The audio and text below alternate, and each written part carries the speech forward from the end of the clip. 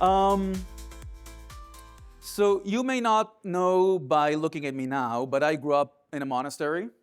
It's a true story. This was in Brazil. This is where I spent my time until I was 6 years old. And yes, that is me living my best life, practicing slingshot, as one does when they are a kid growing up in the Amazon jungle. And after a while, we flew back to Israel when I was 6. After a few years, my dad got a job in Madrid. And so when I was 11, we moved to Spain, where I spent most of my teenage life in international school. And then I came back to Israel to join the army at 17. I spent something like a decade being an intelligence officer.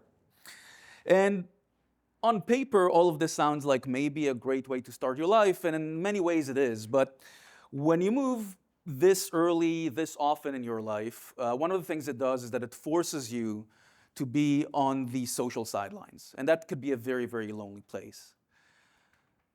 But still, I think later in life, what I learned that it gave me this kind of weird superpower, which is it allowed me to take note of the hidden assumptions that all of us make as a group, and it built up my immunity to groupthink and to consensus. And I spent the next couple of decades really curious about how consensus forms and how groupthink comes into being, and how it really holds back people and teams and sometimes entire organizations because it blinds us to really, really good ideas. And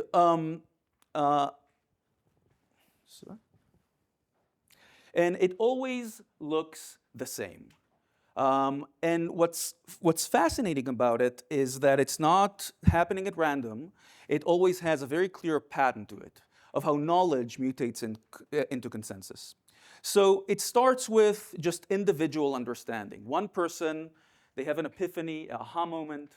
They have a single, an understanding of a fact, or they formulate a concept, or they come up with an idea. And crucially at this point, this person has an understanding of why they know what they know. This is the I know phase. What happens next is they usually share that knowledge with other people in their group. And at that point, because it's such a nascent idea, these people are not convinced, or they're asking for why. And so along with that knowledge, that individual imparts the understanding of why that idea is true. And so still in this stage, the understanding of all of these people is rooted in reasoning and curiosity. But what happens next is that the idea starts to spread organically. It spreads through conversations, it spreads through online chats, it spreads through meeting, and a really subtle change happens, which is the people who at this stage start believing the idea don't believe in it because they have an understanding of why it's true. They believe in it because enough people around them believe it. And the idea starts traveling not by understanding or reason, it starts traveling by social proof. And that is the we believe stage. And then finally, once enough time has gone by, that idea is so ingrained into people's mind that it finally becomes a component of their identity. And so the reason why consensus is so powerful and it's so difficult to challenge is because at this point, the idea is not about we understand, it's about who we are. And we all know this, we all feel this, it's happening all around us. This happened in our friends group, it happens in companies we work at, it's happening in academic institutions, it definitely happens in political circles. And it has a massive cost attached to it. It's research scientists that can't gain access to funding because their approach is too unorthodox. It is startups that are tackling really important but unsexy problems that are being ignored because investors chase the next big trends. And it's organizations that stick to best practices long after they have proven not to work. So this is costing us a lot. And so what I'm going to talk about today is we're going to talk about this consensus and how to break these bubbles. My name is Yuval Ariav, and I am a tech founder and a venture capitalist. And I spent the last decade or so trying to find ideas before they turn into consensus, before there's a trend attached to them, before there is even a category attached to them. And one of the interesting things is that, one of the interesting things is that when people become, wait, sorry, this is the wrong slide. Yes, one of the interesting things is that consensus can feel like clarity, but very often it's just comfort disguised as truth. And so the paradox of VC is that very, very often VC is a very social game, like much of tech, and ideas get exchanged all the time, over coffee, at pitch meetings, at events, online. And what that means is because these ideas get exchanged so quickly, what happens is consensus not only builds, but it accelerates. And even if you grew up like me and you have very healthy outsider instincts, it is very difficult to engage with that ecosystem and not start to mirror the crowd. And so over time, what I did is I developed this framework for myself that allowed me to keep an arm's length from the group thinking and for the consensus. And the goal of this isn't to isolate. It is to allow myself to view and review ideas and react to them not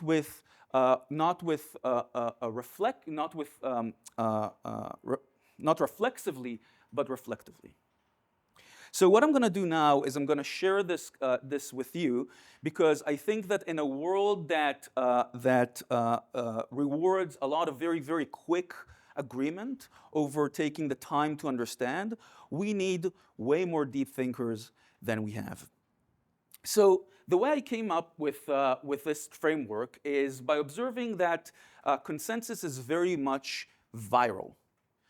It spreads very quickly, and it is very sticky.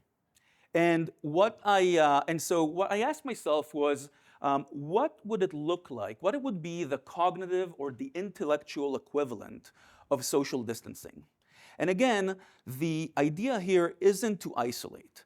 It is to give us enough space from our group-driven reactions to be able to make good decisions. So the first technique is a reaction delay buffer. I spend most of my days listening to entrepreneurs pitch their ideas, and as a founder myself, I can tell you that communicating a very new idea, one that forms and still forming, especially if there is a component to it that's non-orthodox or non-trivial, is a very difficult thing. And so whenever I sit across from somebody and they tell me a statement that causes like a knee-jerk, oh, this can be right reaction for me, what I'll do is I'll pause and I'll ask them, could I have a few seconds to just kind of think this over? And then I take maybe 5 seconds of a mental pause for myself, and I repeat the statement that was just made for myself in my head. And the reason I do that is it allows me to get time to look at the statement, not to agree or disagree with it, just to give it a fair hearing. Now, this can get somewhat awkward at first, and it takes some practice, but one of the things I noticed is that people really appreciate it. And the reason they appreciate it is because when you do that, they feel like you're actively engaging with what they're telling you, and not just nodding along, which is very, very important.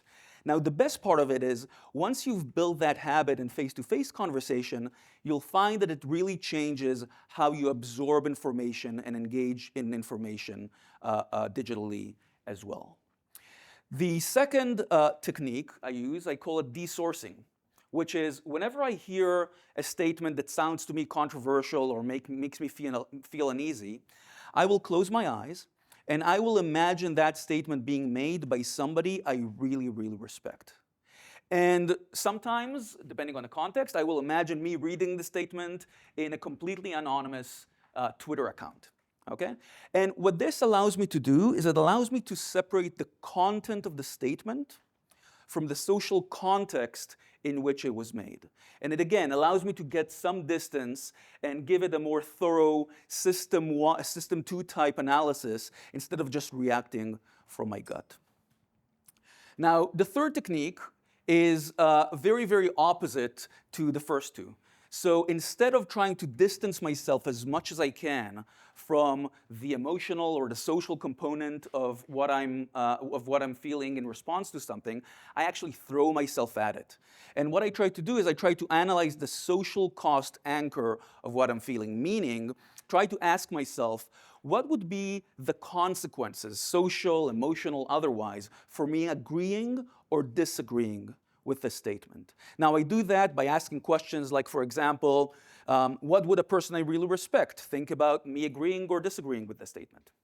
And what this allows me to do is it allows me to kind of uncover the hidden and irrational cost that is driving my reaction to the statement that was just being made. Now, the really interesting thing is once, in my case, I've been doing it for a while, I find that almost every time my reaction or my resistance has nothing to do with feeling or fearing like I'm gonna be wrong, and everything to do with things like fearing of being alone, being misunderstood, or being judged by a group. So that is very, very powerful. And finally, the fourth one, and this is a bit meta, and honestly the one I like the most and I have the most fun with, is studying social knowledge the way an anthropologist would study a remote, isolated tribe.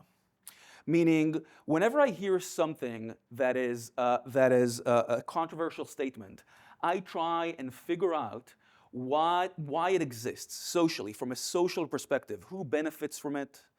Who enforces it? What does it say about belonging to a group or not? We humans are very contextual beings. We're very contextual. And we were evolved to conform locally rather than reason globally. And by doing this, it allows us to view ideas not as truths, but as social signals, and to essentially try and distill the truths or what we think about them, while also understanding the social context of it. And the other thing is that this allows us to do is it allows us to to remain curious and remember that dissenting opinions are a feature of evolution and not a bug of it. So these four techniques are not just habits. They're not just cognitive tricks. They're actually habits to become a better, more independent, more critical thinking. And we're living at a time where every idea in the world that you are going to get access to comes pre-packaged with a crowdsourced opinion. And we are in an information environment that rewards very quick agreement and not enough slow, deliberate understanding and conviction building, which is why this is so important. And so I will just finish this with an invitation, which is don't just try and think differently, adopt these habits and make your thoughts your own again. Thank you very much.